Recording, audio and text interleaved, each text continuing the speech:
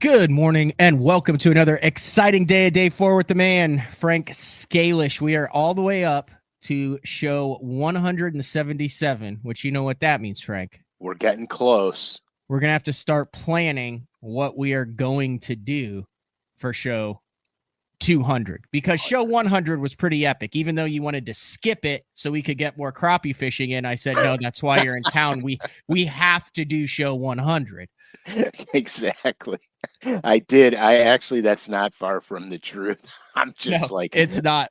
Let's go catch them things. I see a couple people, Jim, asking about it. Yes. So the 8th Bassmaster Open EQ is going on out of La Crosse, Wisconsin on the Mississippi River. I fished the first 7. I was hoping we weren't going to have to do this. We weren't going to be able to do the show live, but I made a business decision. It seems like there's a lot of people in the industry throwing that phrase business decision around these days. So I made a business decision. I was like 41st, 42nd in the points. No way that I could qualify for the Elite Series through the points. So I was coming off a couple really good derbies, was a little up in the earnings department. So I decided not to go to Wisconsin. Business decision, but we're live today and we've had a couple good BTLs. So yes, keeping an eye on it. I got some good buddies that are in the thick of it. So, but yeah, we're live. Right. But you have another way to qualify, right? Yeah. That Bass Nation Championship on Grand in November. So that's good. That's good for you, man. It worked. Actually, it kind of probably worked out. It would be ironic if you spend 5 years and $100,000 to try to qualify for the elites and the classic and had the whole kit and caboodle through the opens. And then do it. You go to one regional in Champlain and then 3 days on Grand. And you're like, oh, there's everything I've been working for. Well, but that's part of the process. So even if let's say if you qualified at Grand, right? All the other stuff is part of this process to get there. And none would happen without the other. Correct. So that's good. I think it's a good thing. Yeah. It's that mental, like having something to look forward to. Like you still have an opportunity. Like the only time I kind of get like down in the dumps a little is if I don't have something on the horizon. Right. And I get that feeling too. Yeah, I do. But yeah. Before we went live, this has nothing to do with fishing. Like we were like, oh, it's time to go. That's why we were a minute late. You were telling me about a spotted lanternfly.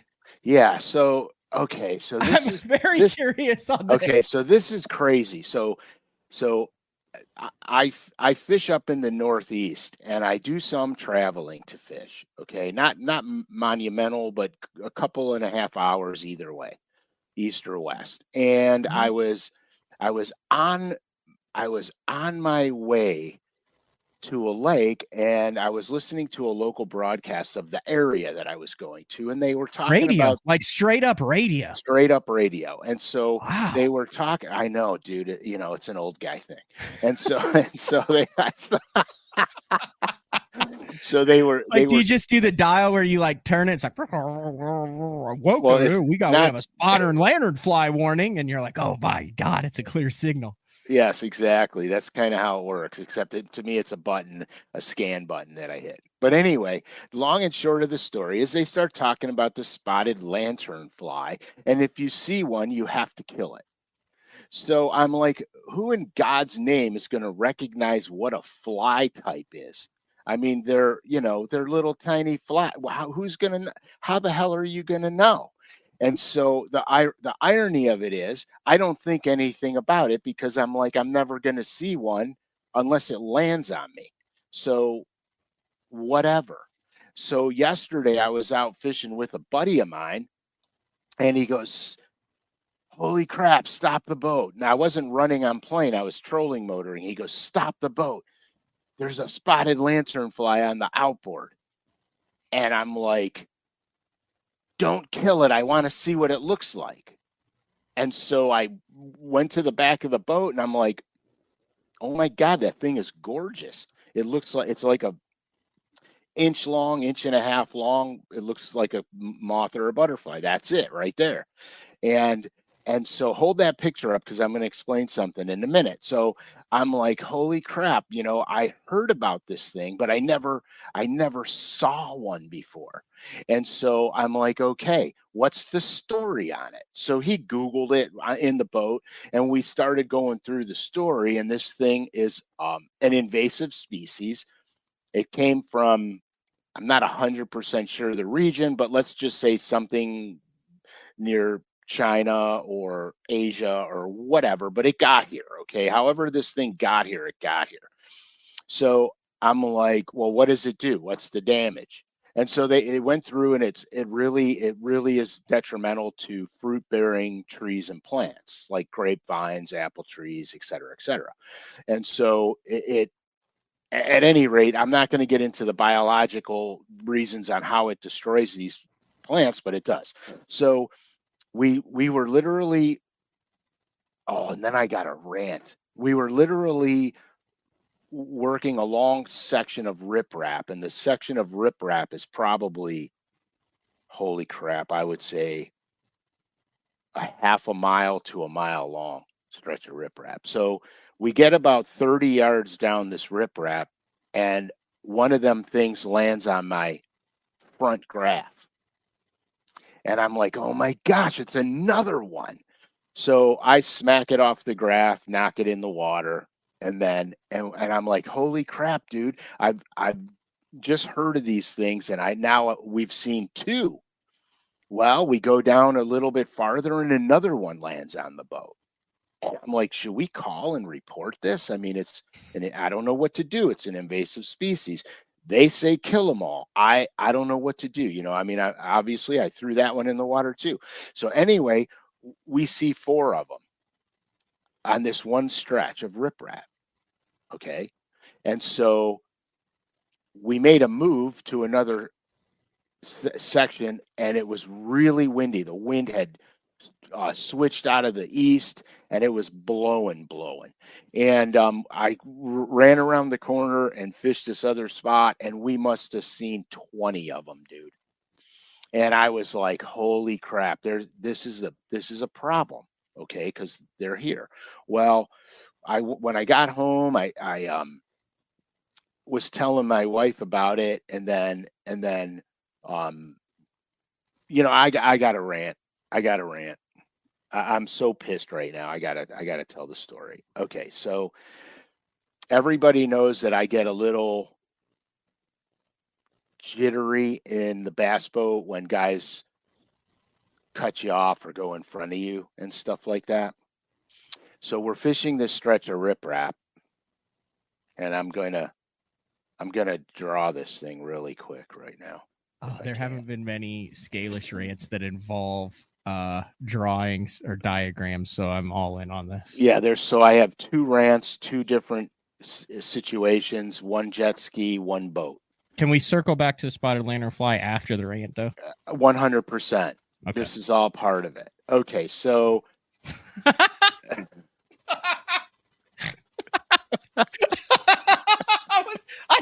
I just was not, out of all the things that you showed on diagrams, that was not what I was expecting to see when you held the sheet of paper up. This is so remedial drawing, but it's I mean, I had to simplify. Okay. So I want to fish here. This is basically how the riprap is formed, okay? And I want to fish here because right here is a structural element that I want to get to. So in my run to get here, I literally am coming from this direction, and I run to here and I stop to fish. There was a pleasure boat running somewhere over here. Okay. We were, this is 100, 200 yards. Okay. So I whip in here to go here, and I just assume this guy is just going to keep going on his path. Okay. But he doesn't. He literally swings around right to my transom, right by my outboard motor, probably 10 feet from me, blows past me, and literally puts his boat on the riprap and runs on plane all the way down the riprap. Okay. And when I say, like, there's a grass edge that comes out and then drops off, he literally ran the grass edge all the way down the whole entire wall of riprap. Okay. So I was fuming, and my buddy's like, fire up that outboard, go get him. And for a second, I was going for the seat, the driver's seat, and I was going to run this guy down and say, hey, what's up? But I didn't, because I have a habit of getting angry, and then it ruins my whole day. So I'm like turning over a leaf where I'm not going to let this stuff bother me anymore. So we fish there for a few minutes. We can't catch a bite because the guy literally just ran it over. So I leave. I go to another stretch of riprap, and I screwed that drawing up, even though it's remedial as the first drawing. So I go to the second set of riprap. Here, I'll make it look more like riprap for you guys. Okay, and so essentially, all right, this is perfect. So I'm working down the riprap this way. This is a flat that comes off the riprap, and it's got grass on it. And this riprap here is probably a half a mile long, okay? I'm sitting over here, and this jet ski comes flying down, and he flies down around me like this. And when I do this, this is 10 feet from me, okay? So he goes busting ass down here. I'm playing around me. My buddy screams, hey, bleep, bleep, so-and-so idiot guy. The guy is close enough to hear that while he's ripping on his jet ski. He turns around, he whips in front of me, and he blows right over this whole flat all the way down the entire wall. This is the same day, both of these same instances. Day, 1 hour apart. And so and here, it's not like there was shit tons of boat traffic out there, because there wasn't. It was 2 isolated instances. One was a jet ski, one was a pleasure boater. And we did not catch another fish on that stretch after he ran it over. Intentionally, you believe, or 100% intentional? Both intentional? Both of them intentional, which I have no earthly reason to. I don't even understand why. We were the only fishing boat in that area.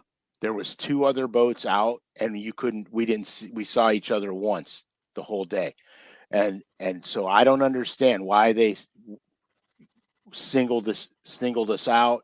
I don't understand any of it. It's not like there's no place to go. It's not like there's no place to go. The entire lake was empty. Did you throw your hands up? I just stood there in amazement. Well, no, because the guy blew by me, got on that flat, and ripped it all the way down. And he was like 5 feet off the rocks, and he just ripped it all the way down. And so I have issues with this, because it's absolutely asinine.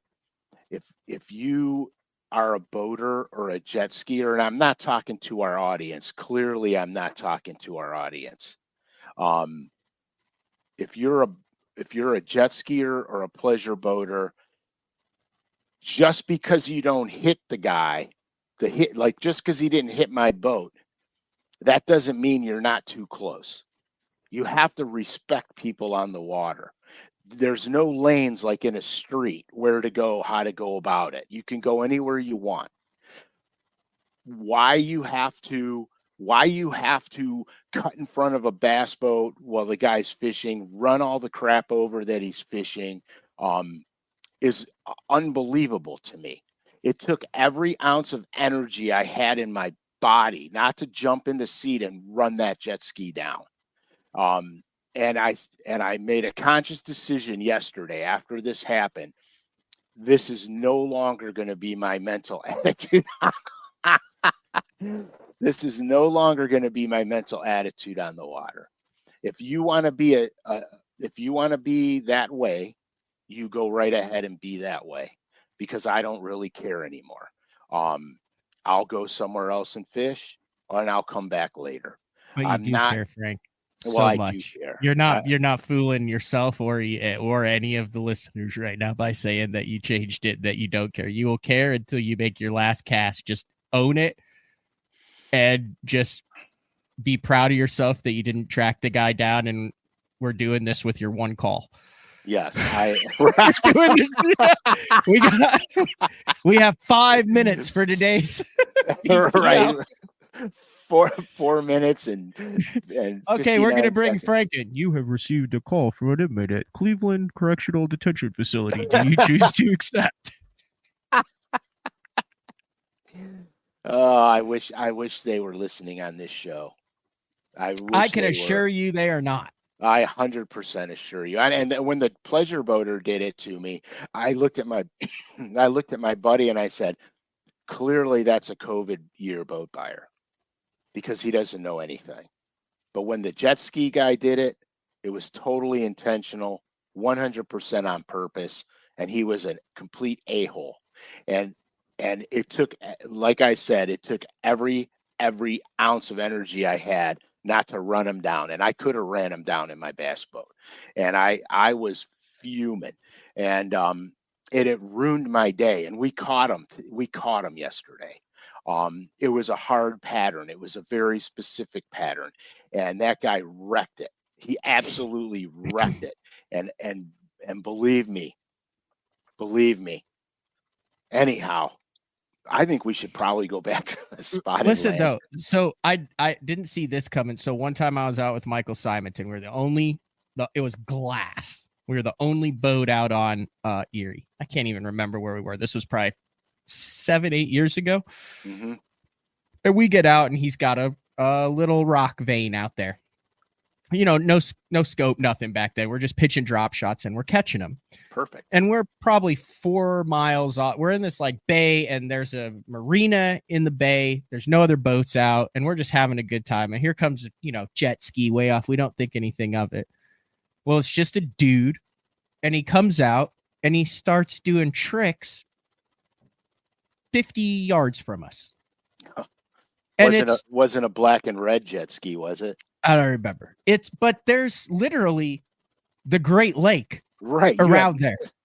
And if you know Michael Simonton, you know Michael Simonton. Yes. You know, Mike, he is one of the top 5 most genuinely nice, non-confrontational individuals I have ever met in my life. Agreed. I agree. And he's getting pretty upset over this. I mean, this guy, is right there, and he's just doing donuts and all this. And Michael waves at him, and the guy waves back, and then he waves him over, and the guy comes over. Michael goes, "Hey man," he goes, "Any reason why you're doing your jet ski tricks like right here?" And the guy's like, "No, not really. Is it bothering you?" And he goes, "Yeah, it is. Like, I mean, we're fishing. You've got all of Lake Erie. It's calm. Like, we're just trying to fish." And the guy goes, "Oh man, I didn't know it was bothering you. I'm sorry about that." And then he drives off. He was genuinely that clueless to where I think he was like, these guys are going to like my tricks. And he just wanted to see someone. He wanted someone to like witness his little spins and stuff like that. And then Michael did. Yeah, he was like, dude, like, yeah, it's kind of bothering us. He was like genuinely like, sorry, dude, I apologize. And then he drove off like a couple miles away and started doing his trick somewhere else. Yeah, I think he just wanted an audience. 100%. That's all it was. Yeah, it's just unbelievable. I'm so sick and tired of it. It happens all the time. It almost feels like Now there it is a almost portion that they go, hey, let's piss off let's piss right. off these fishermen. Watch this. This'll piss them off. Well, that was yesterday. That Yeah. was 100%, 1000% yesterday. I feel like it worked. Oh, it worked. The guy doesn't even know how it worked. Yeah, I mean, it was. So you don't know this, but I would now like to bring in the jet ski rider to BT. No, I'm just kidding. I wish you would. We would be off the air in 1 minute if you did that. But anyhow, so We gotta yeah, circle back. but yeah, so we were going down. That was the first stretch of wall we were going down when we spotted the first lanternfly. And so anyway, so I was remembering about 4 days ago. I was looking out my daughter's old bedroom window because we got deer in the backyard, and so I go to the window and watch them. And there was one of those on the window screen. Now, remember, at that point, I had never seen one, so I didn't know what they look like. And I'm like, man, that is the coolest freaking little butterfly on earth. So you guys know I do a lot of painting lures, and I look for transparencies and stuff like that. Well, the first picture of this the butterfly you shown with the wings folded back. So when I caught one, I examined it really closely before it met its demise. But their wings are semi-transparent, and the red dot that they got, if you look at the wing shell, you see the black, like the black mark behind the dots, and then you see the red around it. Yeah, right in the middle of the butterfly, Matt. Right there. That red is the red on the second set of wings underneath it, and it comes through on its outer wings, from the inside out, and it's real iridescent and pearly looking. The pictures do it no justice. It's really pearly and really iridescent, and quite frankly, the thing is flipping gorgeous. So I think I might be working on a color, and I'm pretty sure I'm going to be working on a color, because I got some ideas from looking at this butterfly. So So what would we put that on then? Like, what would be the bait, the top water, that would be the best SLF color? I would almost go with a small popper style bait, only because this bug's about 1.5 inches long. And man, is it sweet. Or maybe even, I would say a boyo, but the action wouldn't lend itself to that animal. But it was so cool. And I might even play with something like that effect on a crankbait, actually. Not so much to represent not to represent the lanternfly, but just the effect that it had. It intrigued me a lot. So like a tiny popper. Yeah, exactly. Something small enough where it's a representation, not an exact imitation. But man alive, dude, this bug was freaking so sweet in real life. And then of course, I was so amazed. I'm like, oh my God, we worked down, maybe a jitterbug, which will lend us to another. We're gonna go down the jitterbug road here in a minute, but it was really cool, dude, because I was so impressed that we saw 4 of them in 100-yard stretch. And then when I moved and we saw 15 or 20 of them, I was like, holy smokes, this is something. You know what I mean? Yeah. But yeah, so I never knew anything about this thing. So when I got home yesterday, I Googled the crap out of it and read everything I could read on it. And unbelievable. It's unbelievable. They do a lot of damage, especially to our fruit-bearing crops, which is the big concern, really. All right, we got to go jitterbug and hula popper. Yeah, so I want to just mention the Jitterbug and the Hula Popper in Solar Flare. I want to thank everybody who went out and got them. They are available. This color was an offshoot. I'm going to be very honest with you. This color was an offshoot of the colors that I did for the Bass Fishing Hall of Fame. Okay.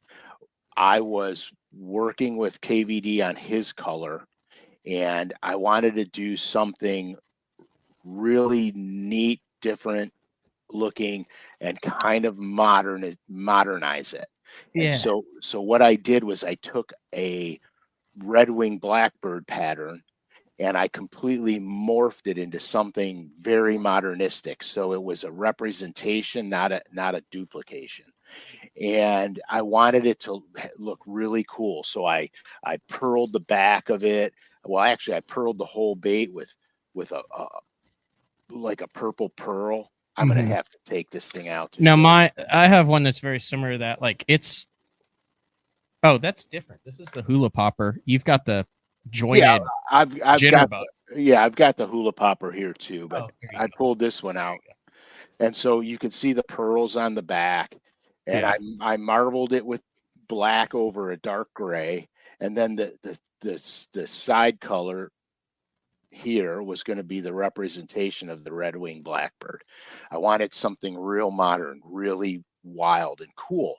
And then when I painted it, I was talking with KVD about it, and he didn't want the color, basically. And so I said, okay, no big deal. And then Chad at Pradco said, oh, we're using that. We are using that. That is wicked. And so that's how we came up with Solar Flare. Yeah. Because I couldn't call it a red-winged blackbird. So did you actually fish that color? I haven't even thrown this. I'm not. Yeah, mine's not coming out of the package. Yeah, this is the only one I got. So I also did the tail feathers on it. That's a palmered hackle feather, and the orange is guinea hair, and then the tail is a select saddle hackle with a bloodline. That's what I was thinking. I was thinking select saddle hackle all the way there. 100%. You are so good, man. Matt, you are so good. You are smarter. You know what that looks like to me? That looks like a select saddle hackle. So anyway, so this was the beginning stages of the Bass Fishing Hall of Fame stuff. Okay. And so when I did this one, I said, okay, parameters for the Bass Fishing Hall of Fame jitterbugs have to be, well, explain what happened. You got like approached for it. You were actually, we talked about it at the Classic this past year, the whole 9 yards. Right. So I got approached to do these colors and for this, and I couldn't be all over the board with these colors. Okay. So we had to create a couple of key points for these colors. And so what I took into consideration was nothing more than the angler's personality and what they were most recognized for. Those were the only criteria. So it wasn't going to be like a real animal styled bait. It wasn't going to be a perfect replication of some animal. It was only going to be about the angler, personality, recognizable trait, period. So we'll do Bill Dance's first, and I don't know if I should take this out or not. But here, if it's going to mess the package up, no, because I can like zoom in on. Oh yeah, no, that looks good. That looks really good. So everybody knows Bill Dance's colors. All right. Yep, Tennessee. Correct. So what I did was I used an off-white for the base, and then I pearled it with orange pearl. I'm trying to see if you could see the orange pearl through this container. I might have to take it out. So I pearled the off-white with orange pearl, put white scales on it, and then for the lateral line and the muscle lines, it's a pearled orange. It's basically the exact color of his hat, and you got the like mesh of his hat, of his Tennessee hat, into the bait. Correct. And that was the whole key to this design. And I needed the orange to stand out, so I put the black around the eyeballs, and then let the orange stand out on the eyeballs, which is also pearled. And so that's how Bill Dance's color came about. Okay. With KVD, it was really pretty simple, because for how many decades have we witnessed Kevin fishing in his jersey? Yeah, he's red and black with white accents. That's who he is. Correct. And so his was, I wanted to do a pattern on the side of his to make it more stylish rather than just do a gradiated black, white, and red. I wanted it to be something special. And so that's what I did. And on the belly of the bait, it's white, but I pearled it with red pearl. I don't know if you'll be able, Ooh, yeah, yeah, yep. And pearled it with red pearl. And Kevin and I went over this in detail. And so so very recognizable. To anybody that's ever followed Van Dam or anything, that is so recognizable, it's sickening. And so that fit all the criteria that we put into this. Because if we left it wide open, there would be a discussion on a million colors, a million creatures, a million shit, and we would never get anywhere. So, and I yes, think Strike King was like, hey, all proceeds to this go to the Bass Fishing Hall of Fame. So go ahead and do a one-off with LureNet. We're good with that as long as all the proceeds go to the Bass Fishing Hall of Fame. Kevin, obviously in the Bass Fishing Hall of Fame, also on the board of directors for the Bass Fishing Hall of Fame. Correct. So everything, all these colors are specifically for the Bass Fishing Hall of Fame, and all the proceeds go directly to them. So Jason Christie was the next one. And in my opinion, it was actually the easiest one to do, because if anybody knows Jason, he'd rather be in he'll stay in a deer stand for 2 weeks and eat bark before he wants to get out of the tree. So I did his a camo pattern. Oh, that looks way better in the person than it does. That looks freaking badass. Oh yeah, this is psycho. And so I did a camo pattern, and because everybody knows Hunter Orange, I did the eyeball in Hunter Orange. And so that's the Jason Christie one right there. And that is how all these came about. And then their signatures are on the top. Their signatures are on the top. And then Fred Arbogast is pretty simple. I didn't actually do this one because this was special to him. So his signature's on one side, and they have the seal on the other side, but you'll have to scroll to it because I'm not going to open this.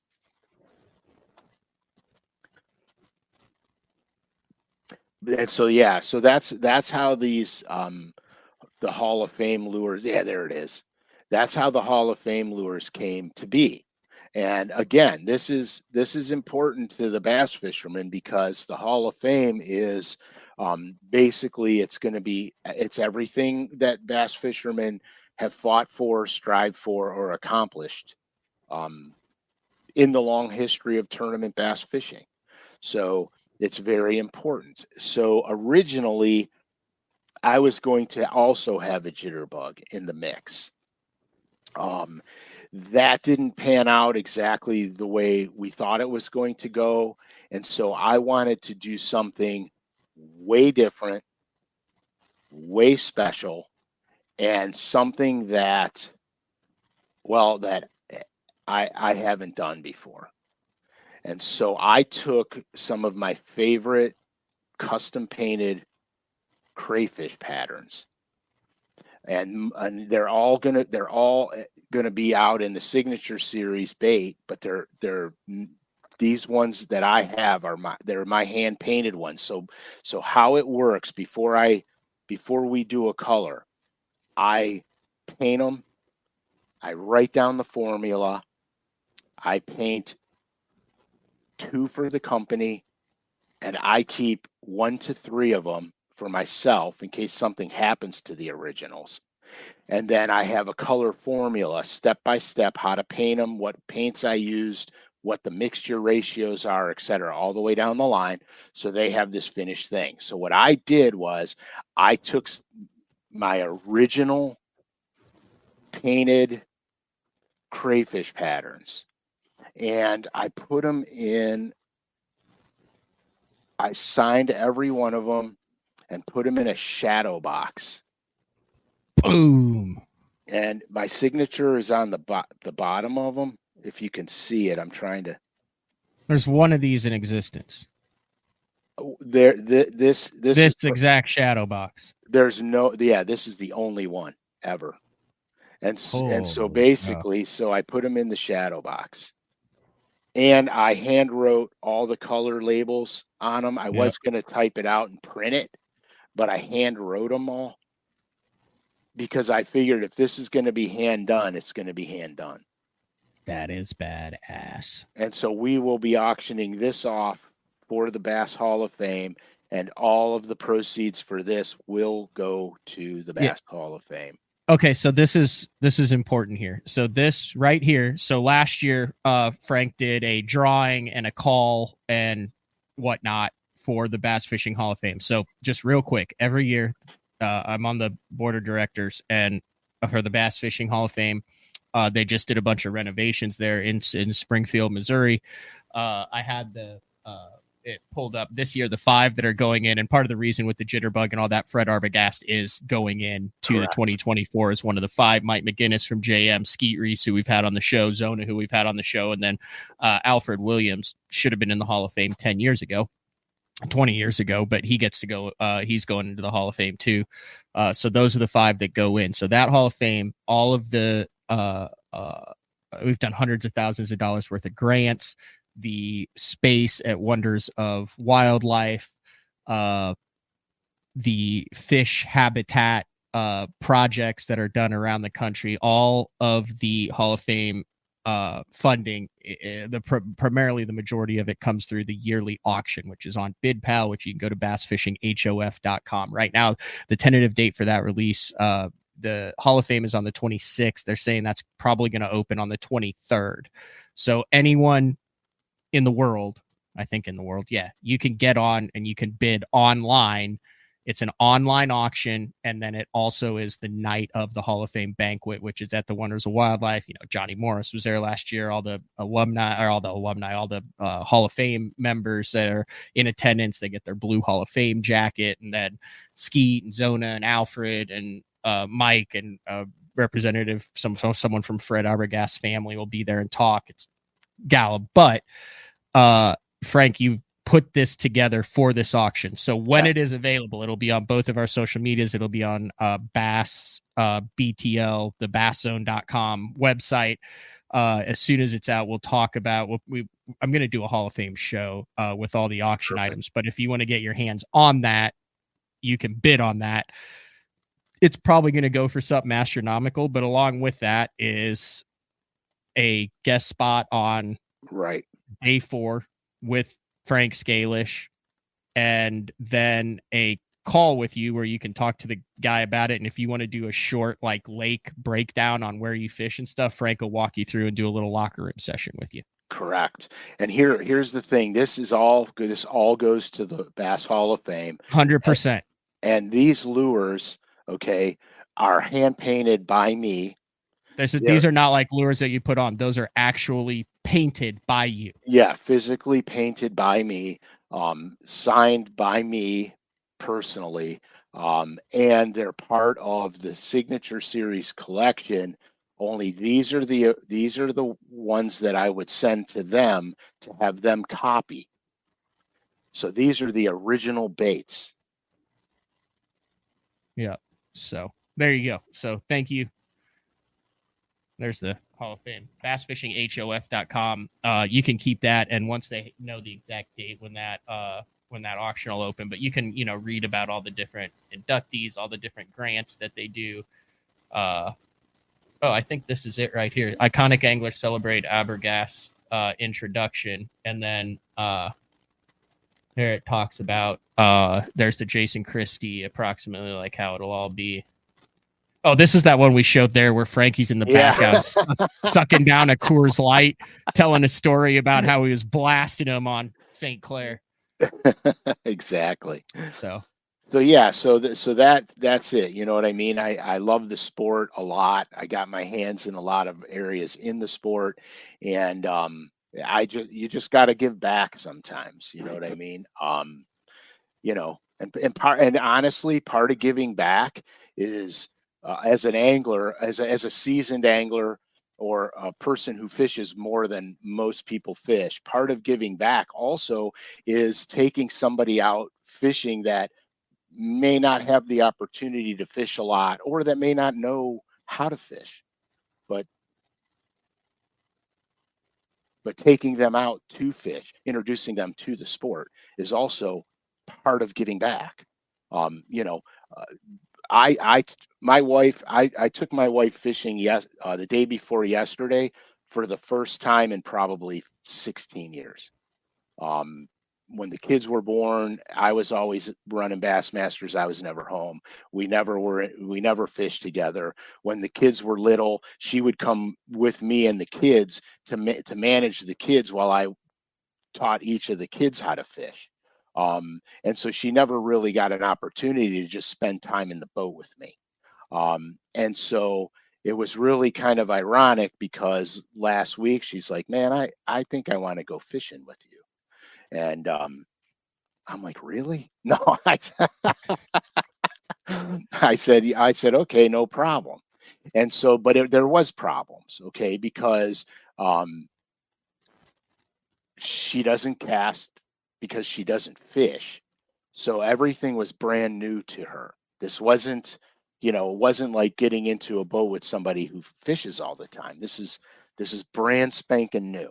So I had to tell myself that this isn't about me catching fish. This is about her catching them. It's about her learning how to cast, how to feel a bite, how to set the hook, et cetera, et cetera.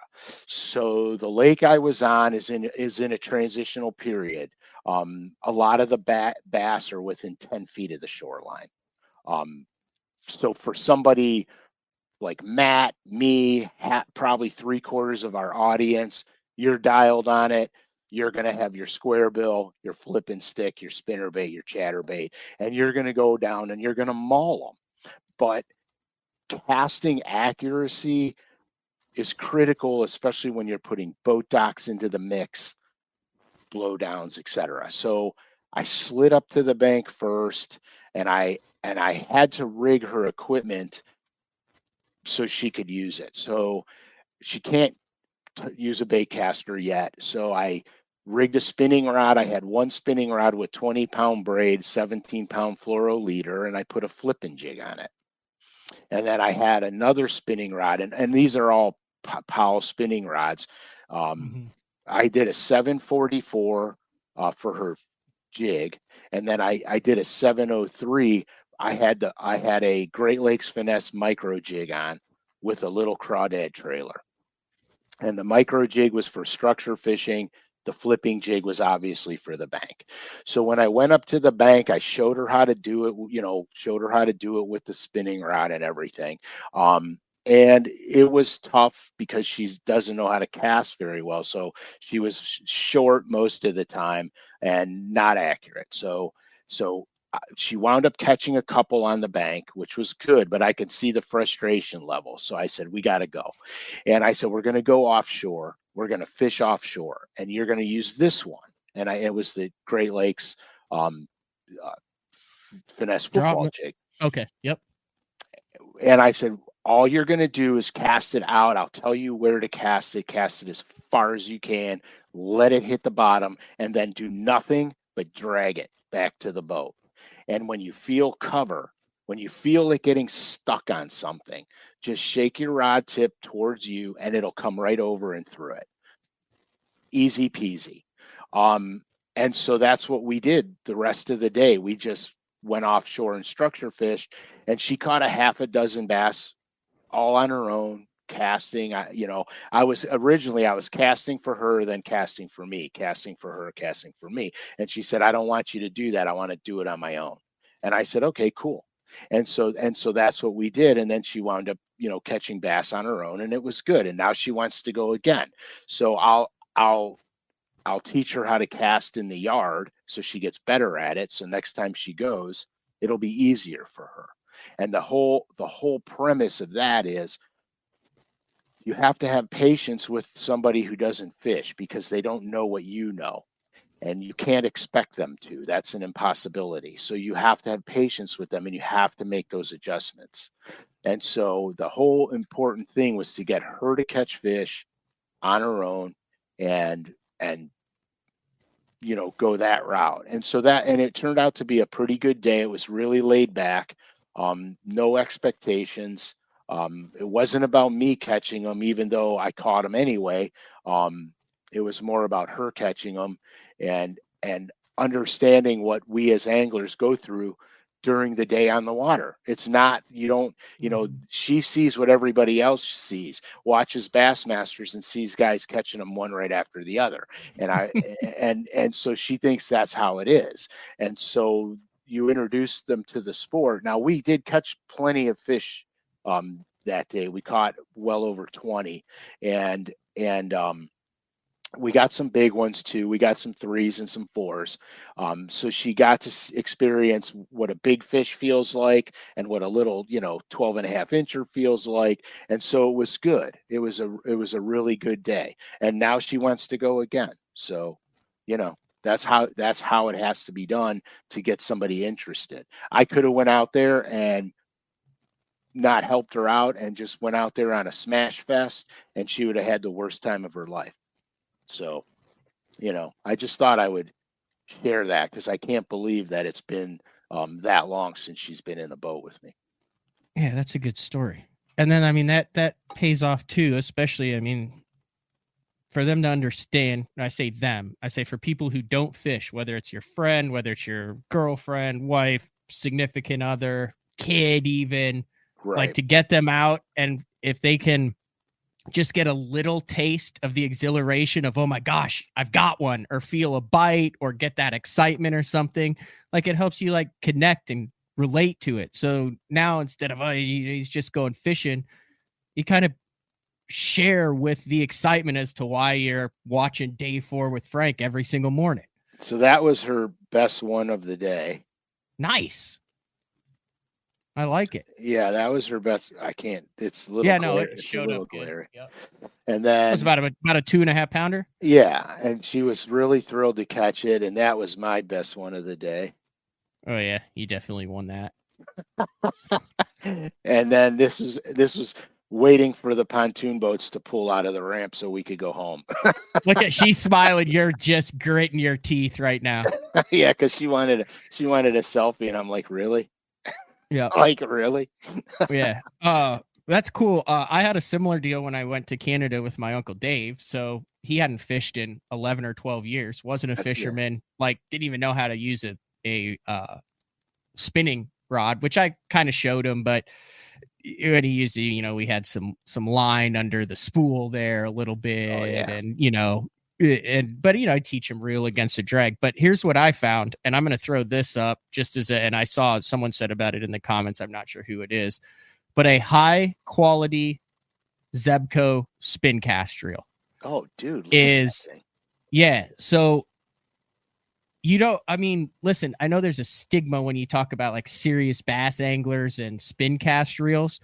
That was a godsend on our trip because I was able to put it on a 7-foot medium to medium heavy bait casting rod. He could handle the walleye, the pike, the smallmouth.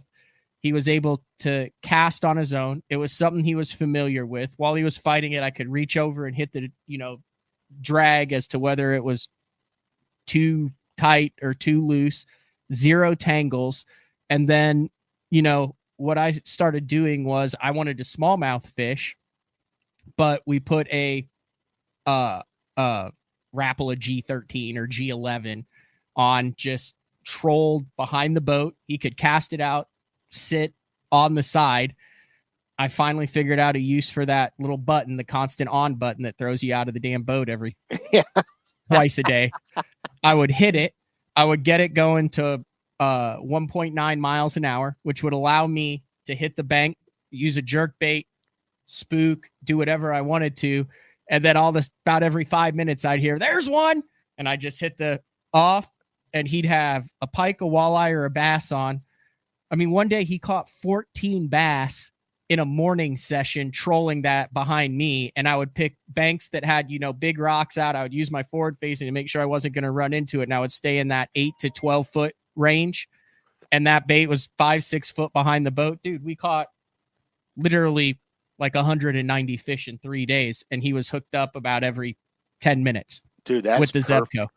I didn't even think about doing that. I'm really at myself. So then I was still up at the front fishing, and he's still fishing, and he's catching fish that I'm missing. It was perfect. So here's the other thing that I did that is perfect is I wanted to use, just like you did with the little football head that was easy to fish. Yeah. These fish, these smallmouth up in Canada, they would just go nuts for a topwater. And I was throwing like a little spook of it, boosh, but I was like, man, I got to get Uncle Dave on some of this action. But casting accuracy, and you haven't cast a fishing rod in 12 years, you're not the most accurate. So what I found was long rocky points is what I've focused on, instead of, hey, can you put it next to that lay down? I wanted to say, hey, throw something out in this area. And instead of casting it to the fish, we're going to make the fish come to you. Now, this is where I love the forward-facing technology, because I could pan a point and be like, okay, there's a couple groups of smallmouth on here. It's Canada. They haven't been pressured. When they see something, they eat it. So I found I wanted a bait that didn't require working. So that took out, a walking bait, something like that. So what I settled on was a Magnum Popar, a Mag Popar. And you could cast it. You could cast it in the wind. You could cast it with distance. And I said, every time you see the bait start to move, just jerk your rod tip. And it, sometimes it would be like bloop, perfect. And other times it would be like brrr, and you're like, oh, okay, yeah. That's one way to do it, Uncle Dave. But dude, he had like 7 or 8 come up and just trash it. Perfect. And it was, dude, the laughing and giggling. And we had like multiple doubles doing it. And it's the same thing that you're doing, but like you don't simplify it. You don't put whoever you're fishing with in a position to succeed. It's a 180 between a great day on the water and getting hooked on it and understanding why you love what you do out there and being miserable and ready to come in. Right. 100%. And that was the whole gist of it. It was fun. It was fun because I went there without, go ahead. Let me see that bad boy. I gotta show this.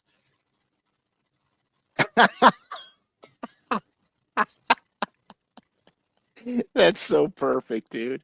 He's got his knee braces on. Dude. Cigarette hanging out of his mouth. Oh, yeah. He's got the dart hanging there. Phenomenal. That's such an old world picture. Oh, right there. There's one. There's one. Dude, oh, look how dark that fish. You don't think that fish was buried in the rocks. Those are nice. And then, we had a couple. Let me see if I can find this one where I'm like, I got one. And he's like reeling in and he's like, I got one too.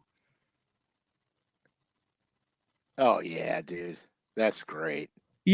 Double smallmouth. And then, as you troll, you never know like what you're gonna. Oh, you don't know what they're gonna dude, catch. Nice ones. Oh yeah, absolutely. That's so cool. It was absolutely fun. And then, a lot like that. Yeah, I get it. Dude, it was so much fun. And every time he'd hook one, I would get so freaking excited. Yeah. Oh yeah, absolutely. That's because that's what it's all about. I was hoping she would catch a giant tank of a bass. But the one that she caught, the biggest one that she caught was good enough. And it was funny to see her fighting it in because, we as anglers understand how to use the fishing rod to wear the fish out, to fight and play the fish. She just points the rod at the fish and starts reeling them in. Yeah, that's how Uncle Dave does it. Like it's coming into the boat. Yeah, it was so funny to watch, and I mean, those were both simultaneous topwater fish. I mean, dude, like core memories, like mine's maybe a pound and 3/4, and his is like a 13-incher. Right, but it's like, dude, it's irrelevant. Yeah. So at the end of we had our last evening, and it's getting dark, and Uncle Dave's been out there for like, 14 hours that day by the time we had gotten to that. And I mean, like, we're talking, like this type of stuff. Oh, wow. Yeah. Like Canadian Lake, the loons are going, woo-hoo. I don't know. That's a horrible loon sound, but you know what I'm saying? Like, right. It's everything you like wanted out of like out of like Canadian wilderness. Yeah, that's boat out there. That is so cool. So it's getting dark, and I'm throwing a spook, and I'm like, dude, I told Uncle Dave, I said, I got one more bite in me, and I mean, I had one just truck it, like out of the water on the way down. I landed as like about a 2-pounder, and I said, I'm done. I said, my last cast in Canada, it's what I remember. Like that's the end of that trip. That's the end of it. I had him take a picture of it for me. It was getting dark. There it was. That was my last bass in Canada. Right. Perfect. So I said, dude, we're not quitting until like, here's what it looked like. There's the. Oh, wow. I mean, just empty. I said, we're not quitting until you catch one. So it's getting dark. We're trolling, and he's casting that pop bar. And I'd be like, I mean, I got kind of ruthless. Nope. Horrible cast. Reel in. You want to be closer to that rock? Nope. Let's twist. Because I wanted him to end the trip, right? Right, with a fish catch. So there it was right there. The last cast for both of us in Canada. And then we ran in and we were done. Dude, that's cool. That is really cool. Yeah, it's fishing is fantastic. You just get your head right. You get to catch them. It's just, yeah, it's unbelievable. I love this sport so much. Oh, you know what? That was that. Since we're doing show and tell, I'm gonna do one more show and tell piece, but I'm trying to find. Here's my calendar. 16th. Okay, so I did a series for Rebel. It's called the Matt Cross series. Okay. And I'll show them to you. I'll pull one out. This I'm gonna pull the rusty crayfish out. Look at that. I'm getting it open without destroying it. Every time you say rusty crayfish, I just think of like a 90s porn star. Well, then I better not show you the red fire crop. Starring rusty crayfish. So am I wrong on that? Is that you? No, that's actually accurate. So this is the rusty crayfish. It's in the D76 Rebel, which actually I like throwing this bait. I still throw it today. When I should have thrown a couple of those up in Canada. I should have had him trolling that. That would have, God, I screwed that big time. Oh yeah, and still catch them on it today, just like I used to do in the old days. That's rusty cry. These are matte finished. Yep. They're gorgeous. And then I have this one. Ooh. I like it. With the bone belly and the orange on the pinchers. And then I have more of a natural looking one. Yeah. Natural. Gorgeous. Tan, olive, and brown. Can't get it turned around to show you the belly on it, but that's okay. And then, of course, you can't go anywhere without fire tiger. Yeah, you got to have the fire tiger. This is the first look at these. Correct. And no one's ever seen them. I'm pretty sure that they might have done a teaser on them. They might have done. They're not on the site yet. What day do they drop? They're going to drop on September 16th. All right.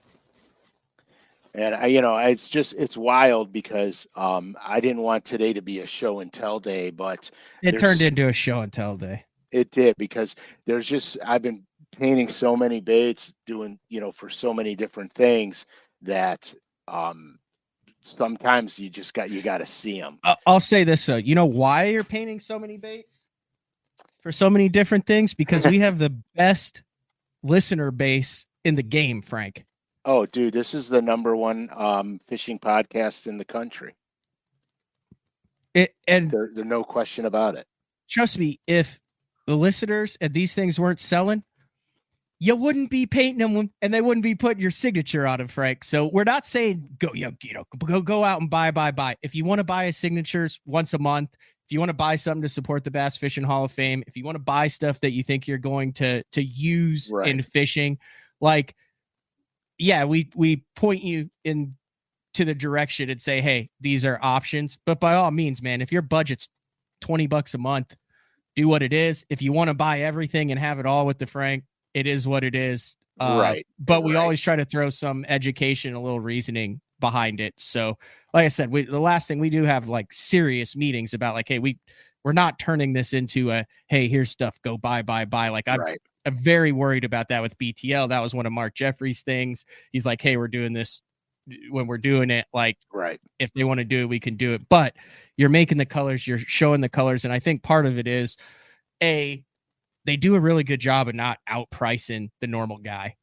Oh gosh. You add the 15% off and then the shipping if you order, and you can have a little piece and the story behind it. So to each their own. Exactly. And, I mean, I love the deep dives that we do on the show. I love talking about fishing. I love bloviating about my anger issues with, boaters and the stories we tell. Day 4 has really been a lot of fun to do. And I look forward to doing it all the time. And I can't wait to start when Matt and I have plans in the future. And I can't wait to start doing that, because that's really going to add another twist to Day 4. So I'm excited about that. I can't wait to do some of these on the water, because then you could see what I'm talking about. Like if some little SOB cuts me off and runs down the grass line when I'm fishing, you could actually see it live and happening. Oh my God. I could just imagine. You're like, yep, I don't care. Frank, we're live. I don't care. Principle. No. It's principle. No, I'm getting better. Even though my cameraman will tell you I'm not. I'm getting better at it, and I'm just tired. I'm not letting outside things ruin my days on the water. Yeah. And I also like how people work together on the show too. Like, hey, does anyone have this? And guys are like, yeah, I got this. I know there's still some guys looking for the week 2 or the second drop of the 12-month custom color. Yeah, that'll be good, because that'll be a good swap meet, when guys are missing 1 or 2 in their collection. Without being fired. And then also, I mean, we're going to do another, I mean, I would assume 100% you'll be at the Classic in March. Yeah. And I do not plan to be at the expo, so you can go meet Frank. And but I mean, you can bring trade there. I know we had, literally hundreds of BTL listeners and Day 4 listeners that came to the last Classic at Grand, so not that much further. Well, 3 hours south, so at Fort Worth. There's going to be some cool stuff there too. If you guys are planning or thinking about doing a Classic, start planning now. The stockyards down in Fort Worth, the atmosphere, stuff to do. Great for the family, also great for a boys trip, also great for a couples trip. You can kind of tailor it to whatever you want. Yeah. But if you're not from that neck of the woods, you haven't been down to Texas, to that Fort Worth area, you didn't make it on the last one, a lot outside of the fishing that you can do. Historic West, the stockyards down there, phenomenal place. Yeah, I mean, the classics fun. I mean, obviously, as a professional tournament angler, the only time I ever wanted to be at the Classic was fishing in it. But obviously, if you're a professional tournament angler, you're going to be there more than when you're fishing in it because that's your job. Some of the funnest times I've had there has been there as a non-angler, non-competitor, because I have nothing to do but interact with the fans, and pretty much my time is my time. And that's really kind of fun. Having Frankie with me the last couple of years has been absolutely great. He's ate up with the sport like we all are, and it was a lot of fun. I mean, it was just a really no pressure gig. I mean, here's the deal. So I got that Bass Nation Championship top 3 in that on Grand in November, and I'm in that classic, like fishing that classic. Like I'm all in on it, Frank. Like that's one of the main reasons. Like, I mean, I've been out at Grand. Like that's why I'm not at Wisconsin this week. Correct. One of the main reasons. That's why, you know, I'm canceling some other stuff. Like I like that lake. I've liked that lake for the last 15 years that I fished it. I really like that lake that time of the year in November when most people haven't fished it. It's the only time I got to fish it for 15 years because I was covering the Elite Series and the FLW Tour. And when those seasons were over, I got on the water in the fall on Grand. And then we had the fishing chips on Grand for 5 consecutive years. And that was the first week in November. So, I mean, I do not plan on being at the expo. Perfect. Then I'll have to go. You're making me have to go to the weigh-in then. Yes. I would like an entire section of BTL listeners in the arena at the final day weigh-in of the Bassmaster Classic. If you're in it, we're in it. That's what I'm telling you right now. And I'm not saying that like, oh, okay. I'm just saying I'm giving it everything I got. And you should. And I might finish 200th in that tournament. Hey. And I can 100% live with that because I'll know that I did what I thought I needed to do to be the most prepared for it. And I can 100% live with that. You already are, because you're already preparing by not traveling the rest of the season. You're already doing what you need to do. Yep. So that is good. Man of the people. I don't know about that, Jeff. I think on that note, I think we'll wrap it up. So I thought that was a very good show today. Some tidbits of knowledge, some ways that you can support the industry, some ways you can get your hands on some one-off stuff, and then also some ways that you can introduce some loved ones or friends, or heck, boss. Take your boss out. Your boss doesn't fish. He's caught you watching BTL in the office a couple of times. You say, hey, why don't you hop in the boat with me next time? Yeah, he may make a BTL day at the office. You don't know. Yeah. I mean, you might get him out there and he's like, hey, I totally see why you do this. You know, you want to start skipping out on Wednesdays at noon, like have at it. Like I know a lot of guys who that happens in their job and their boss is like, yeah, dude, no, that's freaking awesome. Like go after it, chase the dream and do it. That's cool. Or if you bring it up to him, you might get fired immediately. It's up to you. And then you'll have all the free time you need. And then you'll be able to watch every BTL all day.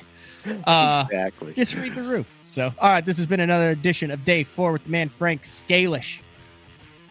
We'll talk to everybody later. See ya. Adios.